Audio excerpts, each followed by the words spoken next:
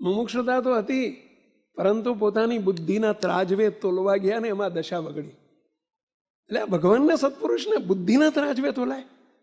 હે, શું સમજ્યા આપણે એમને? જે બુદ્ધિથી પરનું સ્વરૂપ છે, અક્ષર થકી પરનું સ્વરૂપ છે, દેહાતીત સ્વરૂપ છે, ગુણાતીત સ્વરૂપ છે, અને એને બુદ્ધિના ત્રાજવે તોલાય?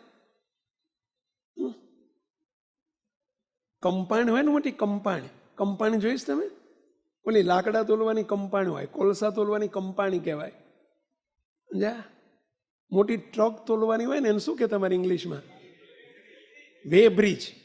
ઓલી આખી ટ્રક મૂકે એટલે તરત જ અંદર 12 ટન 500 કિલો 540 કિલો વજનની સ્લીપ નીકળી જાય આખી, જો સાચો કાંટો હોય તો. પાછું કાંટાનું નામ શું હોય? ધરમ કાંટો. બોલો, એ કાંટાને ધરમ કાંટો કે, એવું મેં સાંભળ્યું છે. સાચી વાત છે? પણ અધર્મ જ થતો હોય. બોલો, બધે થતો હોય એવું નથી. કાંટાવાળા બધા રાજી રહેજો પાછા. તો એટલે એ કાંટે હીરો તોલાય?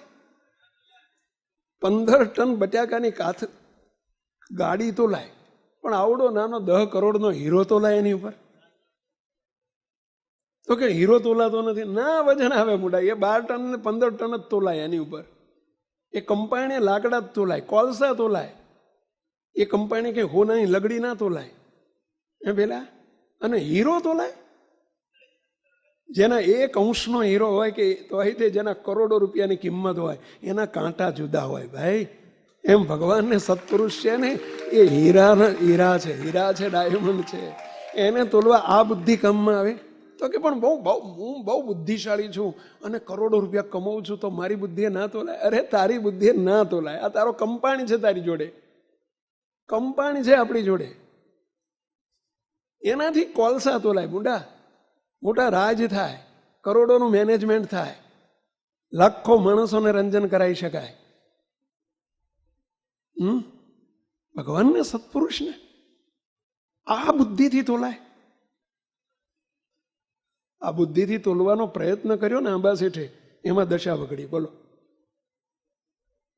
એ તો મુક્તાનંદ સ્વામી જો પણ સત્પુરુષ જોઈએ પાછા. હો, જો મુક્તાનંદ સ્વામી રૂપી સત્પુરુષ ના મળ્યા હોત તો આંબા શેઠને આજે બોલો આપણે સંભાળતા હોત, ક્યાંય પાનિયું નીકળી ગયું હોત સંપ્રદાયના ઇતિહાસમાંથી.